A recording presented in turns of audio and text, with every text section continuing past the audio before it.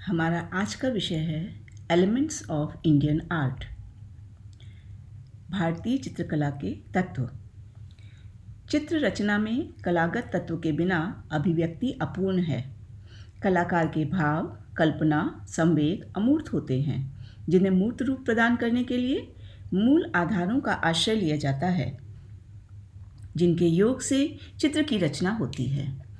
यदि तत्वों का संयोजन बिखर गया तो चित्र उत्तम नहीं बनेगा, चाहे विषय कितना भी आकर्षक क्यों ना हो।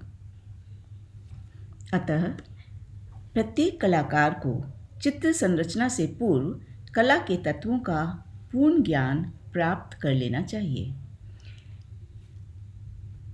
ये तत्व हैं line, colour, tone, form, texture और स्पेस, यानी कि रेखा, रूप, रंग, तान, पोत और अंतराल। रेखाओं का चित्र निर्माण में अभूतपूर्व योगदान है।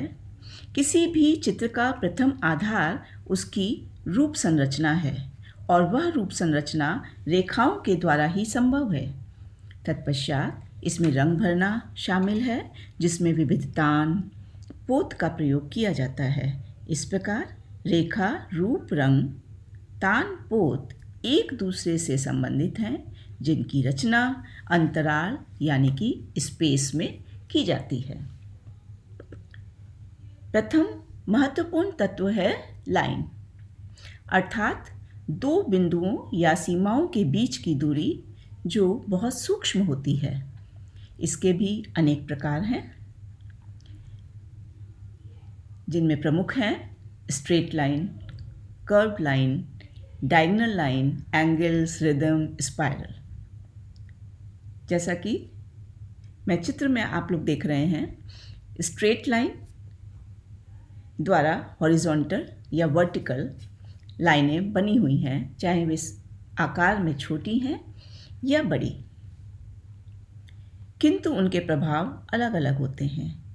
जैसे कि हॉरिजॉन्टल लाइन से चौड़ाई का आभास होता है तो वर्टिकल से लंबाई का। ये रेखाएं सादगी, गौरव व शक्ति का एहसास कराती हैं। कर्व लाइन यानी कि वक्र लाइन, जिन्हें कर्ली भी कहा जा सकता है, ये हमें गति का एहसास कराती हैं, माधुर्य का एहसास कराती हैं और लावण्य का एहसास कराती हैं। इसी प्रकार डायगोनल लाइंस शक्ति का द्योतक हैं। पूरी तिरछी रेखा में व्याकुलता, बेचैनी और उत्तेजना की अभिव्यक्ति होती है। एंगल्स कोणीय रेखाओं से मन में असुरक्षा, अस्पष्टता व संघर्ष के भाव अभिव्यक्त होते हैं। लगता है दो विरोधी शक्तियाँ आपस में मिल रही हैं। इसके अतिरिक्त रिदम या प्रवाही रेखाएं, ये गति, लावण्य, माधुर्य व सौंदर्य की अनुभूति कराती हैं। इसी प्रकार स्पाइरल चक्राकार रेखाएं, जैसा कि हम चित्र में देख रहे हैं, एक चक्र के रूप में रेखा चलती जा रही है। इस प्रकार की रेखाएं उत्तेजना, शक्ति, गति और रहस्य के भाव को व्यक्त करती हैं। इस प्रकार ये मुख्य प्रकार हैं रेखा के, जिनसे अनेक प्रकार की अन्य आकृतियां या रेखाओं का समूह निर्मित किया जा सकता है। कला का दूसरा महत्वपूर्ण तत्व है रंग। रंग प्रकाश का गुण है। यह कोई स्थूल वस्तु नहीं है, बल्कि अक्षपटल पर पड़ने वाला एक प्रभाव है। हम रंग चक्र में अनेक रंगों को देखते हैं, किंतु ये हमें अलग अलग रंग क्यों दिखाई दे रहे हैं? इसका एक वैज्ञानिक कारण है।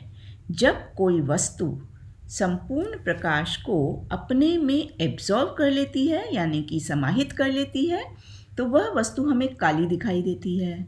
और अगर वह संपूर्ण प्रकाश को रिफ्लेक्ट कर देती है, विकीर्ण कर देती है, तो वह हमें सफ़ेद दिखाई देती है।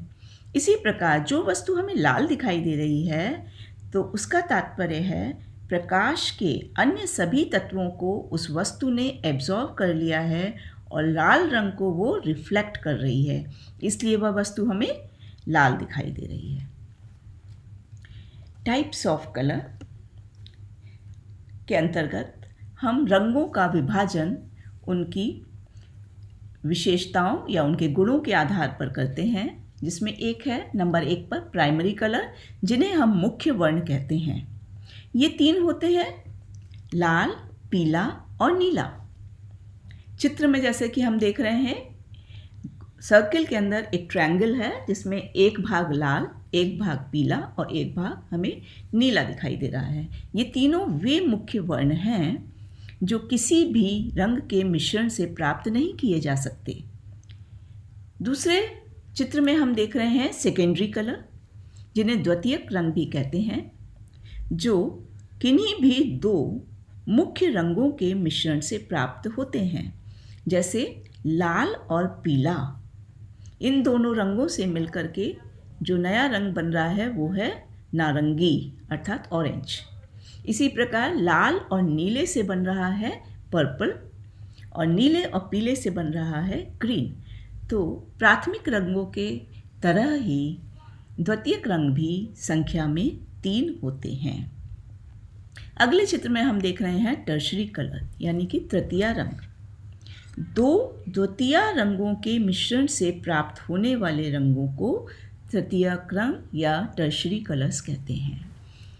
अब इन रंगों की एक विशेषता ये है कि चूंकि ये जिस प्रकार 2 प्राइमरी कलर से मिलकर के बना एक सेकेंडरी, यानी कि एक सेकेंडरी कलर में पूर्व में ही 2 रंग मिले हुए हैं, और तृतीय रंग में 2 सेकेंडरी कलर के मिलने से एक तृतीयक रंग बन रहा है। तो 2 सेकेंडरी कलर में 2 रंग पहले ही प्राइमरी मिले हुए हैं, अब 2 सेकेंडरी कलर में मिलाकर इट मीन्स कि टर्शरी कलर जब हमारा बन के आ रहा है तो उसमें 4 रंग या 4 प्रकार के प्राइमरी और सेकेंडरी का मिक्सचर है।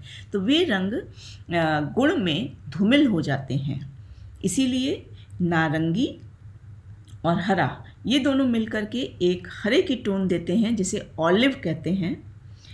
हरा और बैजनी ये दोनों मिलकर के स्लेट कलर बनाते हैं, और बैजनी और नारंगी इनसे हमें जो रंग प्राप्त होता है वह ब्राउन कलर होता है।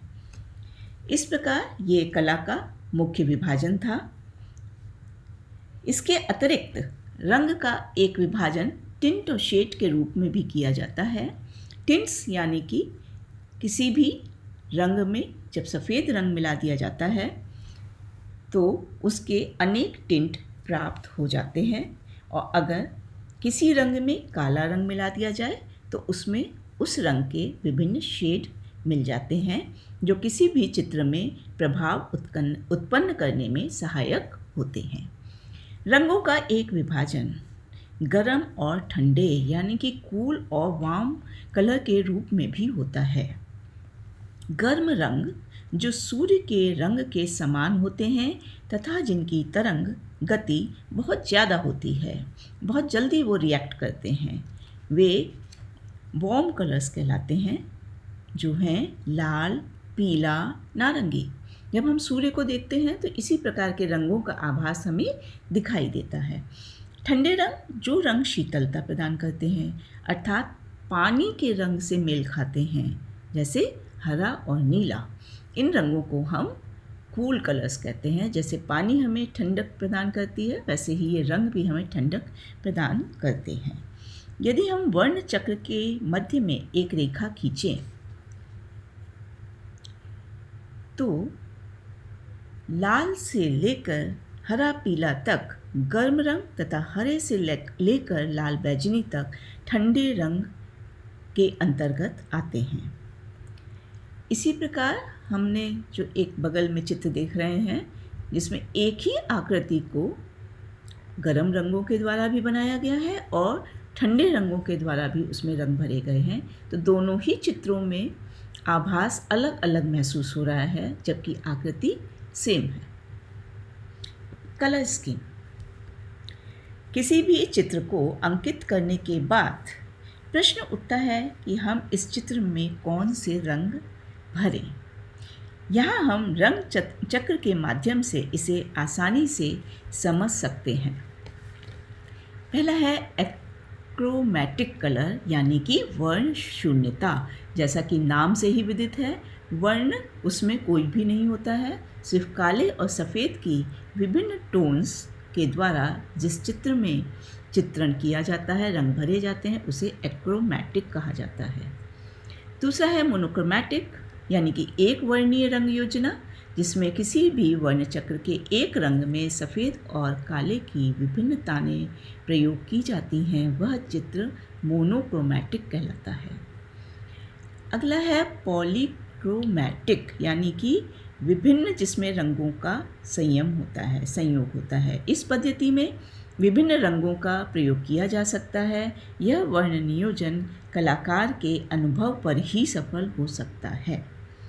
नेक्स्ट है एनालॉगस, जो कि समीपस्थ कलर या समीपवर्ती रंग कहलाते हैं। जो रंगत वर्ण चक्र में आसपास की या एक ही फैमिली की हों, उन्हें एनालॉगस कलर स्कीम कहते हैं, जैसे लाल, लाल बैजनी और बैजनी। अगला है कॉम्प्लीमेंट्री या पूरक रंग। पूरक रंग का तात्पर्य होता है विरोधी रंग।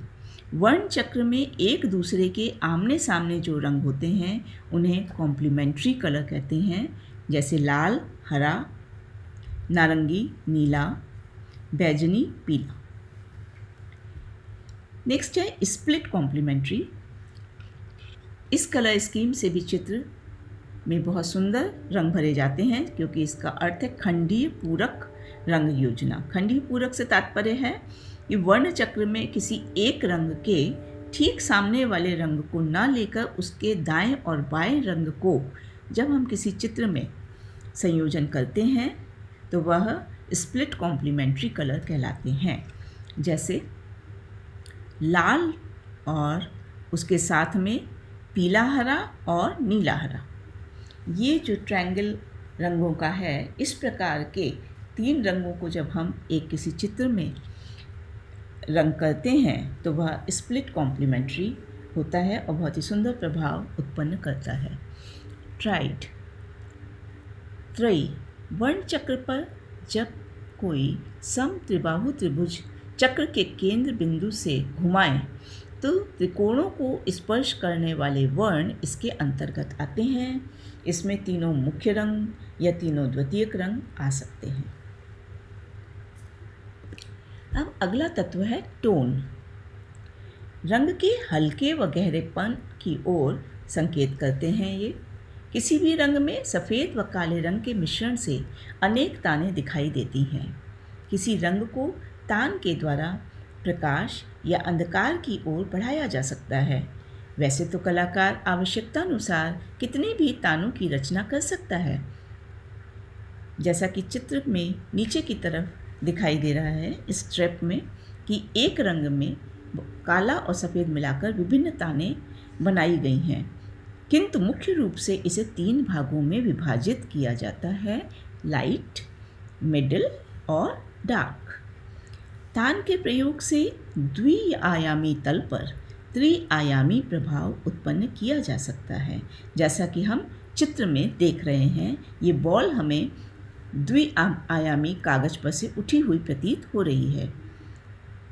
इससे वस्तु के वास्तविक परिमाण तथा आयतन का आभास हो जाता है। तान के प्रयोग द्वारा दृष्टि भ्रम भी उत्पन्न हो जाता है। वातावरण की क्षय वृद्धि में तान सहायक होता है। नेक्स्ट है फॉर्म यानी कि रूप। कलाकार के चित्रभूमि पर अंकन करते ही रूप का निर्माण प्रारंभ हो जाता है। रूप का अपना निश्चित आकार तथा वर्ण होता है। साधारणतया वस्तु की आकृति को ही रूप कहते हैं। रूप ही वस्तु का बाह्य स्वरूप होता है। कलाकार रूप को कलाकृति में चित्रित करते समय विशेषतानुसार उसमें भेद प्रकट करता है। जैसे राजा या दास का रूप दर्शक पहचान ले, इसके लिए उसके शारीरिक लक्षणों, वस्त्राभूषणों आदि में तुलनात्मक दृष्टिकोण प्रकट करता है।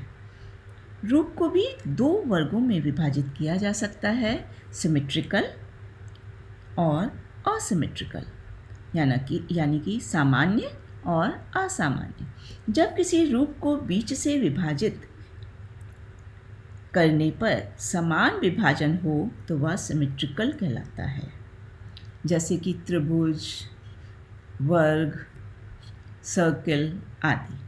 और जब असामान्य हो तो वह असिमेट्रिकल कहलाता है, जैसे कि चित्र में जी, कप, 3 इन आकृतियों को अगर बीच में से हम काटते हैं एक लंबवत रेखा से तो दोनों तरफ का आकार भिन्न भिन्न होता है।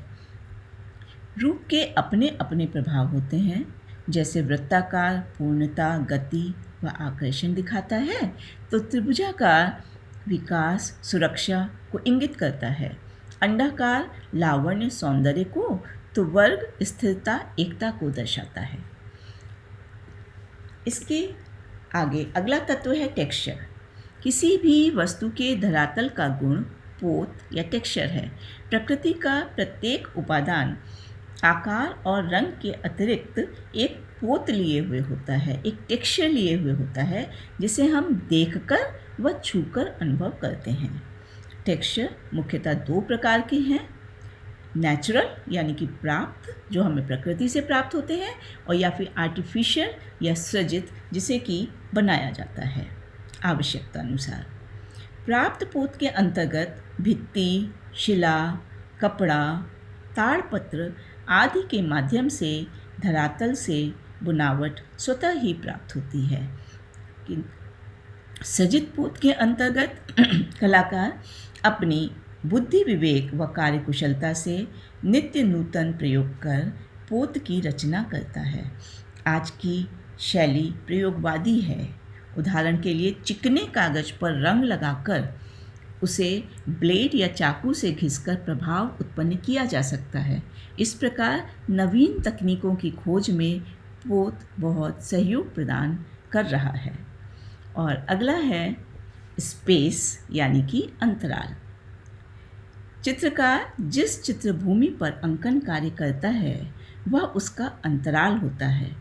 अंतराल द्विआयामी होता है, 2 डायमेंशनल होता है।